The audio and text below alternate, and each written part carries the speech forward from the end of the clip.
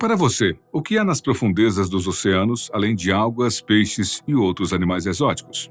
Talvez água e mais água, além de barro e areia no fundo. Bom, devo dizer que, segundo algumas pesquisas que vêm sendo feitas há décadas, e também se baseando em relatos cada vez mais estranhos sobre o alto mar, pode ser que haja muito mais sob a superfície dos oceanos do que nossa vã filosofia pode imaginar.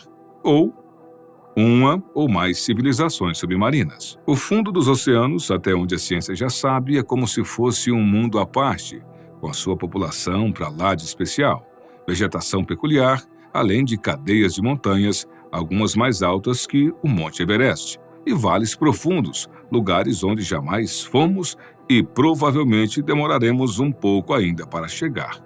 Não por falta de tecnologia, que aliás já está ajudando a descobrir muita coisa diferente e também de grande valor histórico e geológico, mas devido a dificuldades como logística, pessoal, intempéries, valores e outros tantos obstáculos como custos operacionais. Bom, isso nos leva a perguntar, por que conhecemos mais o universo do que o fundo do mar? Primeiro, a pressão que a água exerce é incomparavelmente maior do que no espaço. A cada 10 metros de profundidade, a pressão aumenta cerca de 1 atmosfera. Isso quer dizer que o corpo de um mergulhador, ou mesmo um robô, que chegar na base da Fossa das Marianas, por exemplo, que tem 11 quilômetros de profundidade, deve suportar um peso 1000 vezes ao seu próprio.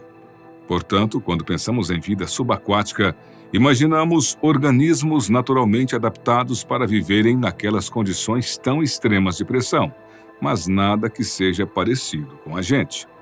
Então, como explicar certas coisas?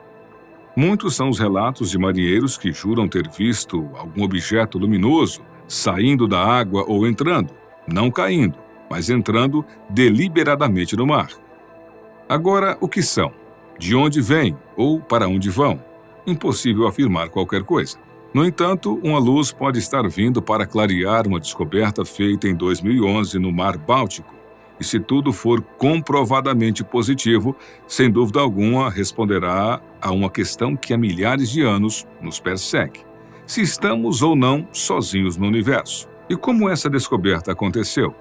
A história começa com uma empresa chamada Ocean X Team, sediada na Suécia, especializada em caça ao tesouro, literalmente, já que a proposta é explorar navios antigos naufragados, dos quais muitos transportavam valores como ouro, bebidas e diversos outros itens que, nos dias de hoje, valem milhares ou milhões de dólares. Em 2011, 2 investigadores submarinos, Dennis Arsberg e Peter Lindberg, juntamente à sua equipe, exploravam a região ao norte do Báltico, entre a Suécia e a Finlândia, procurando por um naufrágio quando o sonar capturou alguma coisa lá embaixo, a 90 metros de profundidade, ainda na zona eufótica, mas com pouca luminosidade suficiente.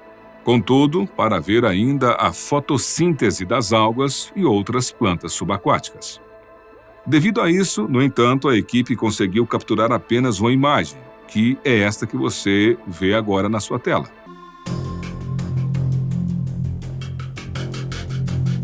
Segundo a equipe alegou, as condições do mar não estavam favoráveis, o que os impossibilitou de conferir com mais materiais visuais.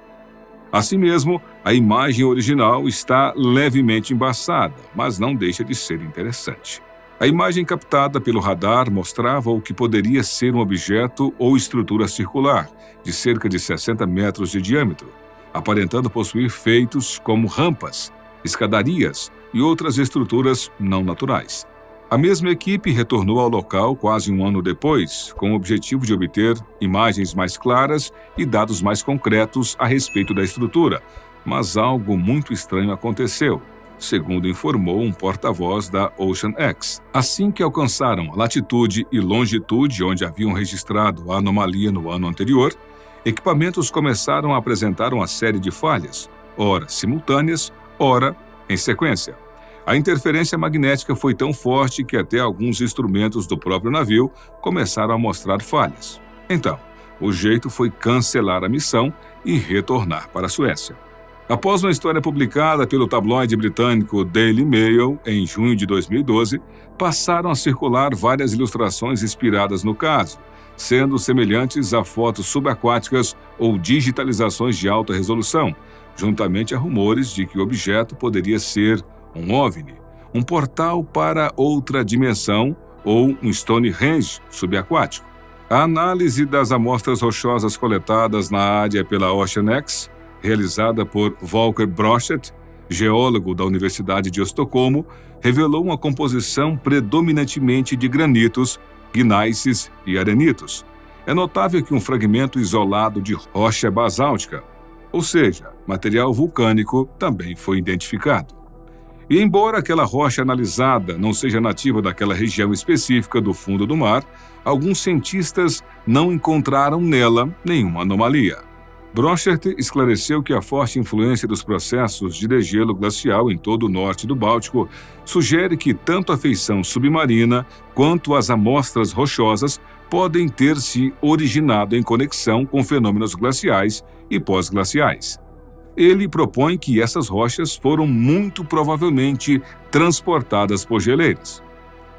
Para completar essa perspectiva, os geólogos suecos Fredrik Kingberg e Martin Jacobson observaram que a composição química das amostras fornecidas se alinha com a de nódulos comumente encontrados em leitos marinhos. Eles afirmam que os materiais identificados, incluindo limonita e goethita, são formações naturais. A imagem de sonar, divulgada pela OceanX, supostamente revelando uma anomalia no Mar Báltico, tem sido objeto de críticas e questionamentos por parte da comunidade científica. Especialistas apontam para distorções significativas nos dados, comprometendo a confiabilidade da representação submarina, como ele mesmo citou. Hanuman Singh, do Instituto Oceanógrafo Woods Hole, foi duro ao descartar a imagem como algo praticamente inútil para identificar uma estrutura submarina, atribuindo as distorções a um instrumento de sonar impreciso, de baixo custo e mal calibrado. Essa falha técnica inicial levantou as primeiras bandeiras vermelhas sobre a validade das interpretações. A especulação da mídia, especialmente de tabloides, que sugeriram a imagem como um disco voador ou a espaçonave Millennium Falcon, é vista como resultado de contornos gráficos distorcidos e não de evidências concretas. Cientistas renomados sugeriram explicações geológicas mais plausíveis para a anomalia. Charles Poole, do Instituto de Pesquisa em Aquários da Baía de Monterrey, sugeriu que a imagem imprecisa poderia ser, na verdade, um afloramento rochoso, sedimentos provenientes de uma rede de pesca ou até mesmo cardume. Ele descreveu a história como curiosa e divertida, mas muito barulho por nada, resumindo, um sentimento de muitos na comunidade científica. Goran Ekberg, arqueólogo marinho do Museu Nacional de História Marítima em Estocolmo, ao comentar uma foto divulgada pelo jornal sueco Expressen, reconheceu a aparência estranha e completamente circular da formação, mas enfatizou que uma formação geológica natural não pode ser descartada. A natureza produziu coisas mais estranhas do que isso. Após examinar as imagens da mídia, o professor de geologia da Universidade de Estocolmo, Martin Jacobson, inclinou-se para a ideia de que a formação seria algum tipo de arenito, ressaltando a necessidade de mais material para uma declaração oficial. Outros especialistas também sugerem que a imagem pode retratar um agrupamento de rochas depositadas por geleiras da Era do Gelo, ou mesmo lava em almofada de basalto, ou morenas, que são acúmulos de regolitos e rochas. O geomorfólogo planetário finlandês Jarmo Korteniemi refutou categoricamente as explicações vulcânicas como uma fonte hidrotermal. Ele destaca que o escudo báltico é um cráton espesso, sem vulcanismo ativo, desde o Proterozoico. Korteniemi sugere que a pista de pouso sob a anomalia faz parte de um grupo maior de montes orientados de forma semelhante, formados pela ação glacial, provavelmente uma drumlin. Além das análises científicas, Jonathan Hill, da Mars Space Flight Facility, questionou os motivos da OceanX, especialmente seus planos de levar turistas ricos ao local em um submarino. Hill afirmou em 2012. Sempre que as pessoas fazem alegações extraordinárias, é sempre uma boa ideia considerar por um momento se elas estão se beneficiando pessoalmente da alegação ou se é uma observação realmente proposta. Ele também observou que um simples teste geológico de um fragmento de rocha, confirmando que era apenas rocha, não traria benefícios a Peter Lindbergh, um dos exploradores. E embora explicações de todas as formas tenham sido levantadas, não faltam também as teorias da conspiração, algumas até chutadas, como o usuário que comentou tratar-se de um portal dimensional. Entretanto, já apontaram o local como uma civilização perdida, dispositivo antissubmarino da Segunda Guerra, torre de tiro de um navio, bloco de rocha ritualísticos como os de Stonehenge. O que mais atiça a imaginação é, sem dúvida, imaginar que aquilo possa mesmo tratar-se de uma nave alienígena que, por algum motivo, tenha sofrido uma queda naquele local. O Dr. Asberg reuniu uma nova equipe agora em 2025 e o caso ressurgiu com uma força ainda maior. Dennis Asberg anunciou a nova expedição ao local, desta vez respaldada pela Sociedade de Trocas de Estudos sobre Fenômenos Aéreos Não Identificados, usando tecnologia de última geração. Sobre o que já se sabe a respeito da anomalia, o Dr. Asberg não foi muito claro, preferindo dar seus conceitos finais depois de retornar desta nova expedição. O que ele adiantou foi que não só o navio dele sofreu falhas eletrônicas, uma vez que há diversos relatos de outros capitães de navios de pesquisa e também comerciais que passam pela região sobre o mesmo problema. Além disso, tem havido relatos de imagens fantasmagóricas nos radares. Eles apontam haver uma outra embarcação no horizonte, por exemplo, quando não há nada. Então, há algo naquele local que não está soando natural. Apesar das conjecturas, o objeto permaneceu e ainda permanece envolto em mistério e silêncio, submerso a quase 100 metros no mar. Esperamos que a nova expedição traga realmente uma resposta definitiva para esta anomalia.